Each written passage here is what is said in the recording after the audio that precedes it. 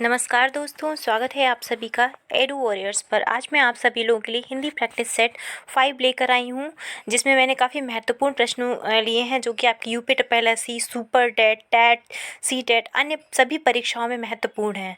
इससे पहले भी मैंने 4 प्रैक्टिस सेट आपके कवर करवाए। यदि आप लोगों ने वो वीडियोज़ नहीं देखे हैं तो डिस्क्रिप्शन बॉक्स में मैं उनका लिंक दे दूँगी, आप वहाँ से जाके वो वीडियोज़ देख सकते हैं।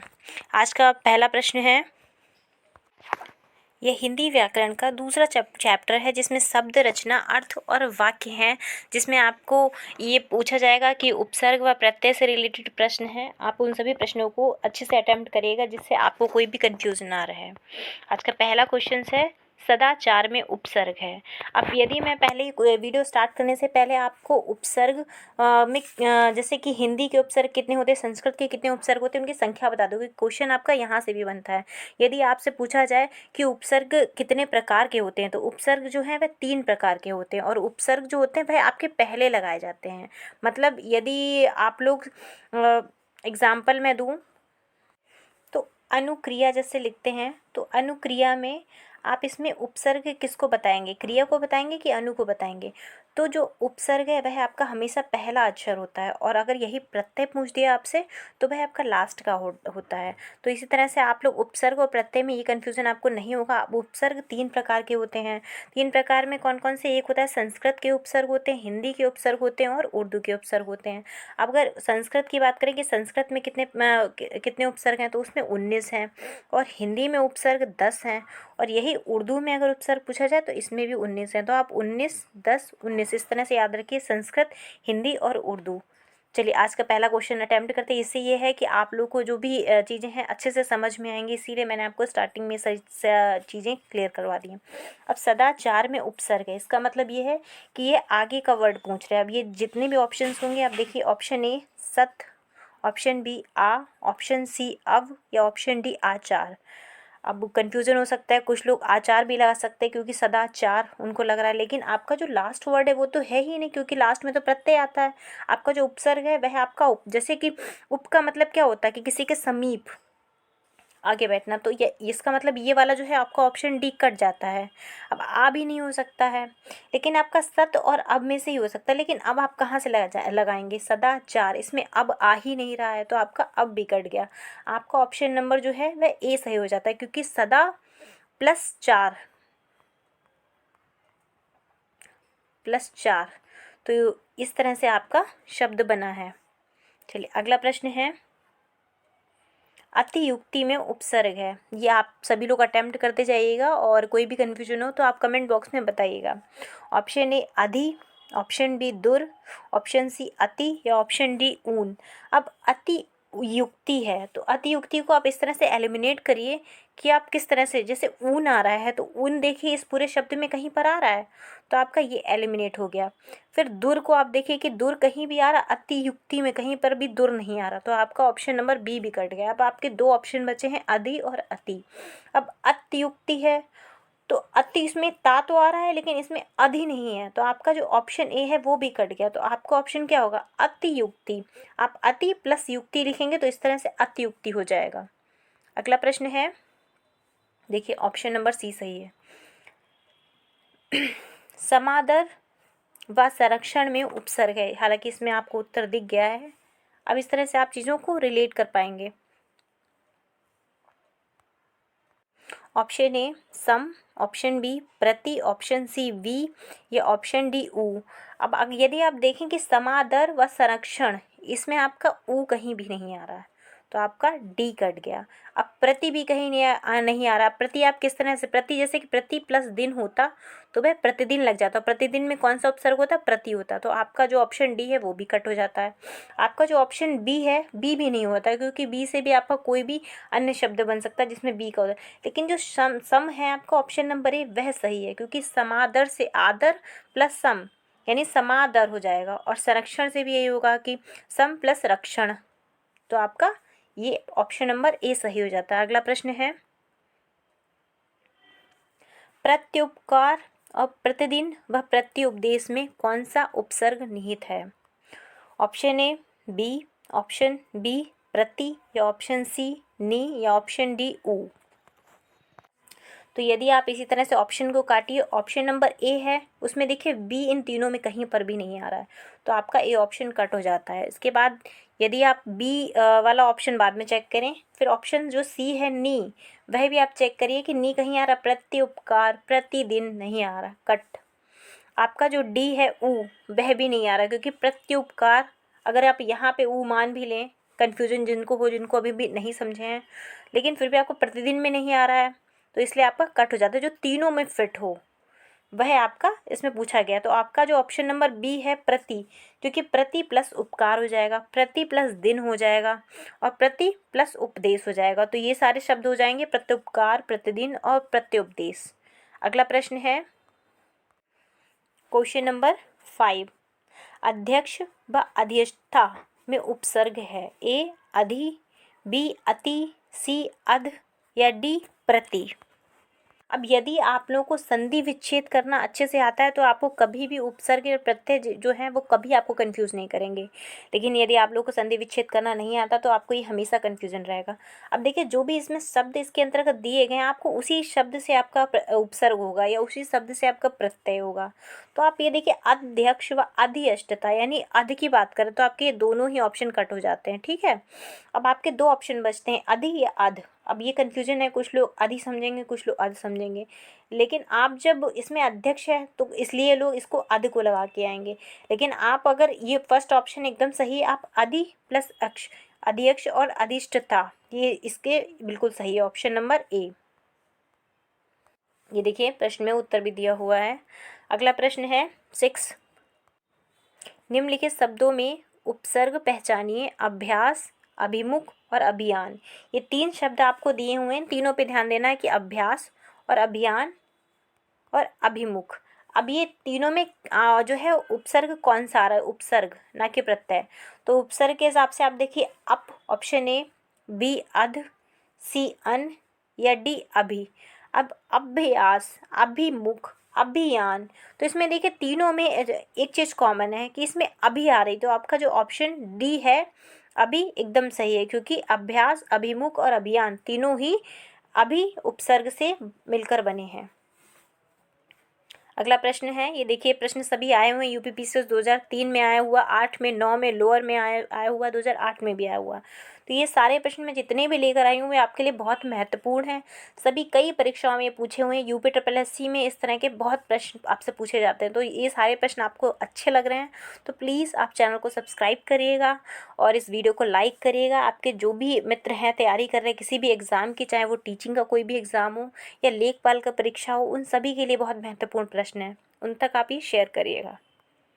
अगला प्रश्न है क्वेश्चन नंबर 7। नी, परी, ऊन उपसर्ग से संबंधित शब्द पहचानिए।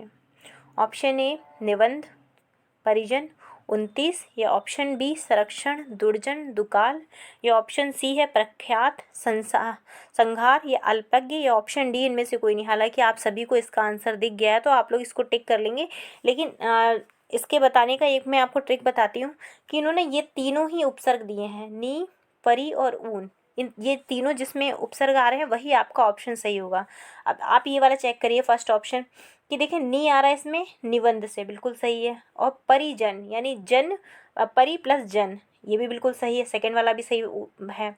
और उन यानी 29, 30 में क्या उन जोड़ देंगे तो 29 हो जाएगा। तो आपका जो ऑप्शन नंबर ए है वह बिल्कुल सही है, आपको दूसरा कोई चेक ही नहीं करना है। इस तरह से जितने भी आपको दिए हुए हैं उन सबको आप ऑप्शन में अगर सेट हो रहा है तो आपका वही ऑप्शन एकदम करेक्ट होता है। अगला प्रश्न है, अति उपसर्ग का अर्थ है, ए अधिक या बाहुल्य, बी समीप्य, सी पीछे या डी और। अब इसको समझने के लिए कभी कभी आप लोगों ने देखा होगा, लोकल लैंग्वेज में बोलते हैं ना कि तुमने तो अति कर दिया, किसी भी कार्य की अति होना बोला जाता है। लोकल लैंग्वेज में लोग बोलते हैं ना कि अपने जो भी बड़े बुजुर्ग होते हैं कि अति ना करो या अति कर दिया आपने, यानी उसकी आपने अधिकता कर दी। बहुत बार आपने किसी भी कार्य को अच्छाई या बुराई में आपने बहुत अधिकता कर दी। तो ये जो आपका ऑप्शन नंबर ए है वह बिल्कुल सही है। किसी चीज़ की अधिकता या बाहुल्य के लिए अति शब्द का प्रयोग होता है। जैसे अत्यधिक, ठीक है, बोलते हैं अति सुंदर, इसका मतलब क्या है, बाहुल्य या बहुत ही अधिक चीज़ों में। क्वेश्चन नंबर 9 है, निम्नलिखित में कौन सा शब्द अरबी फारसी उपसर्ग युक्त नहीं है। अब ये इन्होंने उपसर्ग अरबी फारसी युक्त नहीं, मतलब उपसर्ग तो लगा लेकिन उसमें आपको ये सर्च करना है कि उसमें अरबी फारसी जिसमें नहीं वही आपका उत्तर होगा। ए समन्वय, बी नाकाम, सी हमसफ़र या डी बेधड़क। अब इस प्रश्न के लिए यदि आप लोग को अरबी फारसी उपसर्ग पता है तभी आप इस प्रश्न को कर पाएंगे। जैसे कि जो अरबी फारसी में है वह वा का भी यूज होता है उपसर्ग में, वा है या फिर ना है या फिर हम है इस तरह से, या फिर बिला है, ये सारे मैं आपको उपसर्ग बता रही हूँ। या फिर खुश है, कहते हैं ना खुशनुमा, तो वह हमारा अरबी फारसी का ही शब्द होता है। या फिर एन है, ये भी एक उपसर्ग है। ये सारे हमारे अरबी फारसी के उपसर्ग हैं। तो इसी तरह से यदि आप देखें तो इस प्रश्न में आपका जो है नाकाम वो भी अरबी फारसी या आपका ऑप्शन नहीं हो सकता। बेधड़क मैंने बताया, बे भी आपका कैसा है, यह भी अरबी फारसी, तो ये भी आपका ऑप्शन नहीं हो सकता है। हम सफ़र मैंने हमको भी आपको उदाहरण के रूप में समझाया, तो ये भी आपका नहीं हो सकता। लेकिन जो समन्वय है वह आपका अरबी फारसी शब्द नहीं है, जो कि आपका क्या है, एक हिंदी उपसर्ग है। बाकी ये तीनों आपके उर्दू या अरबी फारसी उपसर्ग के अंतर्गत आते हैं। अगला प्रश्न है 10th, हिंदी उपसर्ग युक्त शब्द नहीं है। अब इसमें आपको ये पहचानना है कि इसमें 3 ऐसे हैं जो हिंदी युक्त होंगे और एक ऐसा है जो अन्य है, तो आप उस अन्य को ही पहचानना है। अब आपका ऑप्शन है ए आवान, बी 49, सी कपूत या डी उपमा। अब यदि हिंदी उपसर्ग की हम बात करें तो इसमें आपका जो आ है या अन है ये भी आपका हिंदी उपसर्ग है, तो इस हिसाब से आपका जो फर्स्ट ऑप्शन है वो आपका कट हो जाता है। ठीक है, ये आपका ऑप्शन है क्योंकि ये भी एक हिंदी उपसर्ग है। अब यदि अद भी होता है, ऊन भी होता है, ये आपके हिंदी उपसर्ग हैं। औ भी होता है या फिर नी होता, कहते हैं ना निबंध, मैंने आपको बताया था पूर्व प्रश्न में, तो जो नी है वह भी आपका क्या है, एक हिंदी उपसर्ग है। यदि आपको सु बोला जाए यानी कि सुलभ, तो वह भी आपका कैसा है, हिंदी उपसर्ग है। या फिर आपका का बोला जाए, कपूत होता है या कुपुत्र होता है, ये जो आपके शब्द हैं ये भी आपका हिंदी उपसर्ग है। लेकिन जो आपका उपमा है, क्योंकि उप जो है वह एक संस्कृत का उपसर्ग है, ये ना हिंदी का है ना ही उर्दू का है, ये एक संस्कृत का उपसर्ग है, तो इसीलिए आपका ऑप्शन नंबर डी सही हो जाता है। अगला प्रश्न है, अब जैसे कि मैंने आप लोगों को स्टार्टिंग में ही बताया था कि उपसर्ग 3 प्रकार के होते हैं, हिंदी, संस्कृत और उर्दू। तो आपके 2 प्रश्न ऊपर पूछे गए थे, एक उर्दू का पूछा गया था, एक हिंदी का। अब लेकिन अगला प्रश्न आपका संस्कृत से पूछा कि संस्कृत उपसर्ग युक्त एक शब्द नहीं है। 3 ऐसे हैं जो संस्कृत युक्त हैं। अब मैंने उप बताया था, ये भी एक क्या है, ये भी एक संस्कृत के अनुसार ही है। अति भी आपका क्या है, संस्कृत ही है। अनु भी आपका संस्कृत है। अनु का अर्थ होता है किसी के पीछे चलना, ठीक है, पीछे या साथ या समान। तो आपका जो ऑप्शन है ए वो भी कट जाता है, क्योंकि अनु भी एक ऐसा शब्द है, संस्कृत उपसर्ग है। उसके बाद अप, तो अप भी कैसा शब्द है, एक संस्कृत का उपसर्ग है। और अप उपसर्ग का अर्थ होता है दूर, हीनता या विरुद्ध। और इसी तरह से आपका जो प्रा होता है वह भी आपका संस्कृत का, प्रा हो या प्रति हो, ये सब हमारे संस्कृत के उपसर्ग हैं। लेकिन आपका जो लाचार है यह आपका संस्कृत का नहीं है, ठीक है, क्योंकि लाचार जो है ला, यह किसके अंतर्गत आएगा, यह आपका उर्दू के अंतर्गत आएगा, उर्दू उपसर्ग है। तो अगला प्रश्न है, आप लोगों को सभी उम्मीद है कि सारे क्वेश्चंस आपको समझ में आ रहे होंगे। मैं जो भी आपको एग्जाम्पल या जो भी चीज़ें मैं आपको बता रही हूँ आपको सब समझ में आ रहा होगा। अगला प्रश्न है, निम्नलिखित में से कौन सा शब्द हिंदी उपसर्ग युक्त है। अब इसमें आपको चारों में से एक ऐसा शब्द ढूंढना जिसमें हिंदी उपसर्ग का यूज हो। ऑप्शन ए कपूत, ऑप्शन बी सुशासन, सी संगम, डी आमरण। पूर्व प्रश्न में मैंने आप लोगों को बताया था कि हिंदी और संस्कृत में मैंने कुछ नाम लिए थे। तो जैसे आप लोगों को मैंने इससे पूर्व में ये बताया था, कपूत के बारे में बताया था कि यह आप कैसा है, हिंदी उपसर्ग, इसमें पूछा था नहीं है, लेकिन कपूत आपका था हिंदी था। तो इसी तरह से आप जब ये वाला प्रश्न देखेंगे तो इसमें भी कपूत दिया हुआ है और इन्होंने पूछा कि हिंदी उपसर्ग युक्त कौन सा है, तो आपका जो प्रश्न ऑप्शन नंबर ए है वह एकदम सही हो जाता है। अगला प्रश्न है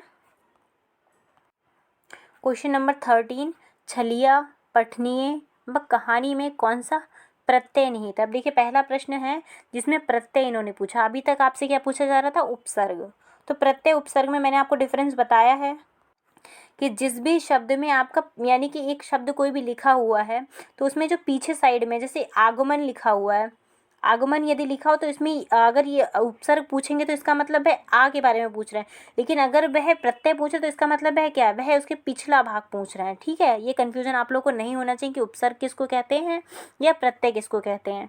अब प्रत्यय से इन्होंने रिलेटेड पूछा है, तो छलिया, पठनीय और कहानी, इसमें कौन सा प्रत्यय है, मतलब आपको क्या पूछ रहे हैं कि जो भी आपके शब्द का पीछे वाला भाग है वह आपको पूछना है।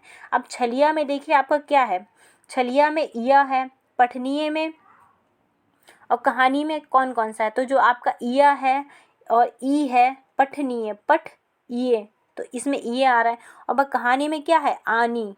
तो इस तरह आपका ऑप्शन नंबर जो डी है वह एकदम सही हो जाता है। देखिए इसमें इया, ये और आनी आ रहा है, इला कहीं भी नहीं आ रहा। आप प्रश्न को चेक करिए, छलिया में कहीं इला आ रहा है, नहीं आ रहा है, तो आपका ऑप्शन नंबर यहीं बी कट हो जाता है। छलिया में इत आ रहा कहीं भी नहीं आ रहा है, इसी तरह से इसमें भी इला आ रहा है, बस इसमें क्या है पाई का डिफरेंस है, लेकिन छलिया में इया जरूर आ रहा है क्योंकि लास्ट में इसमें इया दिया हुआ है। चलिए अगला प्रश्न है 14, चर्मकार प्रभाकर में कौन सा प्रत्यय निहित है। तो इसमें ऐसे ही चेक करते हैं ऑप्शंस। ऑप्शन ए है कार प्लस कर, ऑप्शन बी इया और इये, ऑप्शन सी वान या आड़ी, ऑप्शन डी त्वा व तर। अब देखिए चर्मकार, अब चर्मकार में जो है ना वह आपका कार निहित है। ठीक है, तो अब देखिए किस किस में है, इन तीनों में से किसी में नहीं है, आपका ऑप्शन नंबर जो ए है वही सही हो जाता है। और प्रभा कर में आपका क्या है, कर निहित है। प्रभा प्लस कर, प्रभा मतलब क्या होता है, सूर्य को भी बोलते हैं, ठीक है, सूर्य की किरणों को, तो प्रभा प्लस कर, तो आपका जो ऑप्शन नंबर ए है वह एकदम सही हो जाता है। आप लोगों को आई थिंक समझ में आ गया होगा कि किस तरह आप पहचानेंगे उपसर्ग व प्रत्यय को। अगला प्रश्न है, खिलाड़ी गमनीय शब्दों में कौन सा प्रत्यय प्रयुक्त है। अब ये दो शब्द दिए हुए हैं, इन दोनों शब्दों में आपको ये चेक करना है कि इसमें प्रत्यय कौन सा मैच कर रहा है। तो आपका ऑप्शन ए है आड़ी और इया, व ऑप्शन बी है ता व तर, ऑप्शन सी है वत व हर, ऑप्शन डी है इला और नी। अब देखिए खिलाड़ी, अगर आप इसको रुक के पढ़ेंगे ना तो आपको ईजिली समझ में आ जाएगा। खिलाड़ी, तो लास्ट में आपका ड़ी आ रहा है, तो आप देखिए इन तीनों में कहीं पर है, नहीं है। आपका जो ऑप्शन नंबर ए सही है आड़ी, ठीक है, वह मिलता है। और गमनीय, गमनीय, अब देखिए कहीं पे ई आ रहा है, नहीं आ रहा। आपका ऑप्शन नंबर जो ए है इसमें ही आ रहा है ये गमनीय, तो आपका ऑप्शन ए सही हो जाता है। चलिए 15 क्वेश्चन था ये, 16 है अब। गाने वाला लघुत्तर शब्द में कौन सा प्रत्यय है। अब गाने वाला और लघुत्तर ये दो आपको शब्द दिए हुए हैं, इन दोनों में आपको क्या ढूंढना है, प्रत्यय ढूंढना है। ठीक है, तो आपका ऑप्शन ए है बत व इला, ऑप्शन बी है बाला व तर, ऑप्शन सी है आन व इक, ऑप्शन डी है ई या क। तो यदि ऑप्शन को अगर आप चेक करते हैं तो गाने वाला में वत नहीं आ रहा कहीं भी, ठीक है, आप इसको चेक करिए, इसमें कहीं भी वत का यूज नहीं हो रहा, ना इसमें लघुत्तर में इला का यूज है, तो आपका ऑप्शन ए कट हो जाता है। फिर ऑप्शन बी चेक करते हैं, अब गाने वाला, ठीक है, तो वाला क्या है, प्रत्यय है, तो इसमें ये पहला मैच कर गया। दूसरा चेक करते हैं लघु तर, तो लघु प्लस तर, तो आपका जो है तर भी इसमें मैच कर गया, यानी दोनों ही इसमें मैच कर गए, तो आपका ऑप्शन नंबर बी एकदम सही है। चलिए अगला प्रश्न करते हैं, 17 क्वेश्चन है, खंडहर लुटेरा शब्द में कौन सा प्रत्यय है। अब दो शब्द दिए हुए हैं, एक खंडहर है और दूसरा लुटेरा है, इन दोनों शब्दों में आपको प्रत्यय ढूंढना है। तो आपका ऑप्शन ए हर व एरा, ऑप्शन बी है इला व तर, और ऑप्शन सी है आज व क, या ऑप्शन डी है बत या तर। अब आप इसमें जब लास्ट वाला वर्ड आप बोलेंगे खंडहर, खंडहर, यानी आपका जो लास्ट वर्ड प्रत्यय है वो क्या आ रहा, हर आ रहा, तो आपका जो ऑप्शन ए है इसमें हर मिल गया। सेकंड जब आप बोलेंगे लुटेरा, लुटेरा यानी ए रा आ रहा लास्ट में, तो आपका ऑप्शन ए में दोनों ही मैच कर गए, तो आपका ए ऑप्शन बिल्कुल सही है।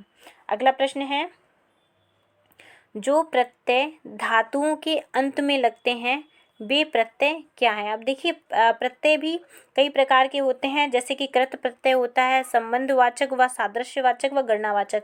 ठीक है, ये प्रश्न सॉल्व करवाने से पहले मैं आपको प्रत्यय के बारे में बता देती हूँ। तो प्रत्यय आपके दो प्रकार के होते हैं, एक होता है तदित प्रत्यय और दूसरा होता है कृत प्रत्यय, ये आपका दिया हुआ है। ठीक है, ये दो तरह के ही आपके प्रत्यय होते हैं, तो बाकी आपके ऑप्शन तीनों कट ही हो जाते हैं।